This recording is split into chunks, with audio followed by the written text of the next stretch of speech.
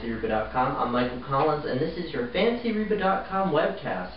We have had a wonderful run over these past few weeks. We've been able to visit 2 radio stations now, WCTY in Connecticut and now WKLB over here in Boston, and we've had the wonderful chance to see how they put together all that wonderful country radio programming that we've all come to love and enjoy. We see how it works on the studio end in terms of all those monitors and that multitude of buttons, and I can tell you, after seeing it firsthand, I honestly don't know how they are able to do that. It just looks so complicated, but they're able to pull it off and make it work and give us some wonderful radio programming. But I thought, for all those buttons, for all that programming, for all that automation, it all starts with one crucial step: the song. The song is really what makes it all happen. For all the radio promotion, for all the worrying about getting a single to #1, without that song itself, without that written lyric, there wouldn't be any of that. So I thought, what better way to kind of appreciate the country music than to actually sit down and do an analysis of one of these songs. And I thought, what better way than to get started with Reba's signature song, a Reba classic, I think one of the greatest country music songs of all time. I'm speaking of no other song except Fancy. One chance, Fancy, don't let me down. She said, here's your one chance, Fancy, don't let me down.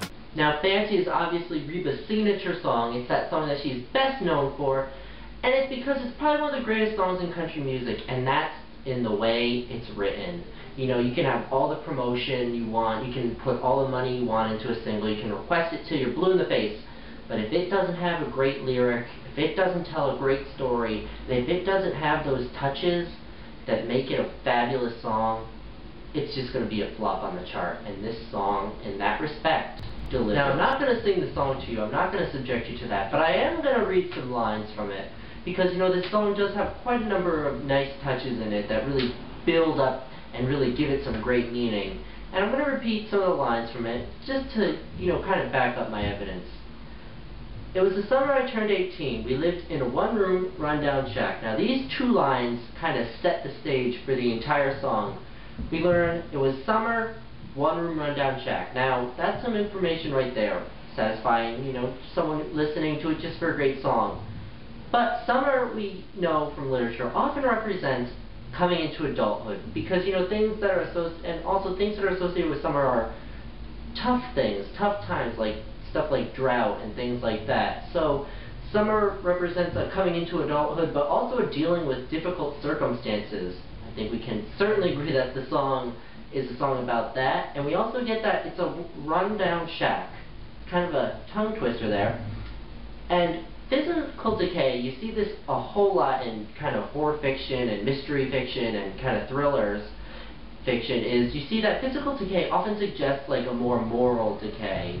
Loose morals, loose ethics, stuff like that. So from these opening lines, you immediately are, you know, privy to information that, okay, so this girl's coming into her adulthood, probably a tough time's coming, it's a rundown shack, there's some moral decay here, loose moral, you know, blurred lines of morals and stuff like that. So you're immediately getting some good information here that's kind of setting the stage for the rest of this song. Now, the next verse, you get the red dress. Now, red is often associated in literature with blood, but it's also a sign of courage and strength. And I think we can all agree that this is a song about courage and strength.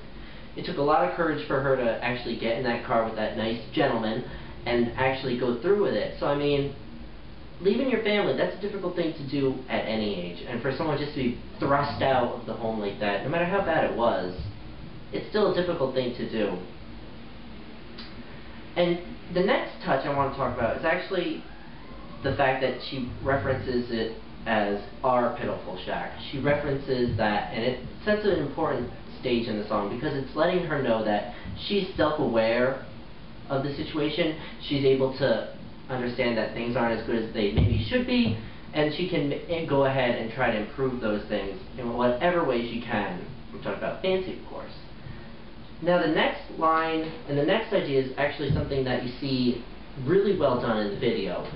When she steps off the porch, she rips the locket off her neck, kind of throws it on the ground, steps off the porch. She steps down onto the path leading out to the car. Whenever you see a character in any kind of fiction, whether it's horror, thrillers, even romance, if you see someone going down, either, going down a staircase, taking a step down, going down often represents things falling apart. And you can kind of see that here clearly, because things are falling apart for her. Her entire world is changing. Her entire worldview is going to be changing. Her perspective on life is going to be changing. And the entire tone of the song is going to be taking a, kind of a drastic shift in a few verses. And it's coming up in actually the next couple verses that she says, I made myself this song about. She's totally disowning her mother. Her mother says, here's your one chance, Fancy, don't let me down. She's saying it's for all of us, we gotta do this for us. Whereas she's saying, I made myself this song about, it's not so much about her mother, her family anymore, it's she's gotta do this for her. She's gotta do it for her. It's for herself, for her own strength, for her own good. This is what she has to do to survive. Now, a few verses down, she goes, I can still hear the desperation in my poor mom's voice ringing in my ear. Now this, a lot of people who listen to the song for the first time, they say, oh, she must not have a conscience. The first time I heard the song, that's what I thought. I thought, this is some woman who was going to do whatever she needed to do to get to the top and really didn't care about the consequences. She was in a horrible situation, she had to do what she had to do. But when you listen to it a few more times, I now understand it to be, she does have a conscience, because the first lines of the song are, I remember it all very well looking back, which means she's looking back, she's looked back before, she's examining her life, she's doing some self-reflection, and these two lines here, I can still hear the desperation in my poor mama's voice ringing in my ear, saying she has a conscience, she's self-reflecting, she's looking back on what's happened. She realized it may not all be correct, may not be true, may not be the right thing to do, but for her, at her time, in that place, it worked for her. This song is so rich. There are so many other examples, but I don't want to bore you all. But this is what separates a good song from the not-so-good songs. And this is, in my opinion, is a great song, because it has these little tidbits in it that give it some richer meaning. You hear on the radio so many of those novelty songs that, are really nice and fluffy and they're fun to sing along to, and, but they really don't have any meaning behind them. This is the kind of song, I think Carolyn Cruz last week put it best when she was describing Every Other Weekend. It kind of hits you right in the forehead. This is that kind of song, because it has meaning behind it. And without that meaning, without this connection, without that ability to kind of look back on the song and kind of pull something from it, you can't have a #1 single without that. And I think it's important that songs have to be modeled after this, because it's important to have some songs with meaning in them.